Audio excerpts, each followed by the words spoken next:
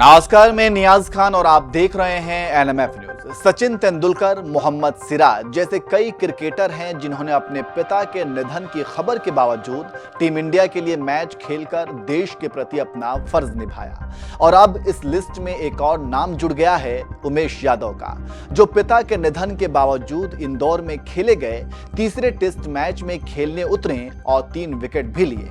देश के प्रति ऐसा जज्बा दिखाने वाले उमेश यादव के लिए पीएम मोदी ने जो कुछ भी कहा, उसे सुनकर आपकी आंखें नम हो जाएंगी। आखिर क्या है पूरा मामला, देखिए इस रिपोर्ट में।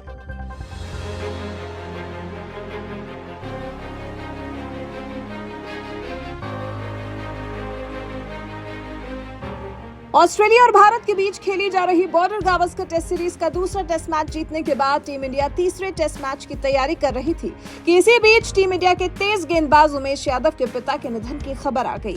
24 फरवरी को ही उन्होंने खुद एक ट्वीट में अपने पिता तिलक यादव को याद करते हुए लिखा, पापा, मेरे कंधे पर आपके मार्गदर्शन का हाथ हमेशा मेरे साथ रहेगा। भगवान शिव आपकी आत्मा को अनंत शांति प्रदान करें। पिता के निधन के बाद उमेश यादव तुरंत टीम का साथ छोड़कर अपने घर रवाना हो गए और उनके अंतिम संस्कार में शामिल हुए। मगर तारीफ करनी होगी देश के प्रति उमेश यादव के जज्बे की, जो पिता के निधन के बावजूद अपने देश का प्रतिनिधित्व करना नहीं भूले और 1 मार्च को होने वाले तीसरे टेस्ट मैच से पहले अपनी टीम से जुड़ गए। ऐसे दिग्गज क्रिकेटर के पिता के निधन पर देश के प्रधानमंत्री नरेंद्र मोदी भी दुख जताना नहीं भूले। उन्होंने 27 फरवरी को ही उमेश यादव को एक खत भेजकर दुख जताया है। इस खत में पीएम मोदी ने लिखा, उमेश यादव जी, आपके पिता तिलक यादव जी के निधन के बारे में जानकर अत्यंत दुख हुआ। इस मुश्किल समय में मेरी संवेदनाएं परिवार और शुभचिंतकों के साथ हैं। पिता की छत्र छाया और उनका स्नेह जीवन का सशक्त आधार होता है। तिलक यादव जी ने परिवार में अपनी कई जिम्मेदारियों का सफलतापूर्वक निर्वहन किया। क्रिकेट जगत में आपकी अब तक की यात्रा के पीछे उनके त्याग और समर्पण की बड़ी भूमिका रही है।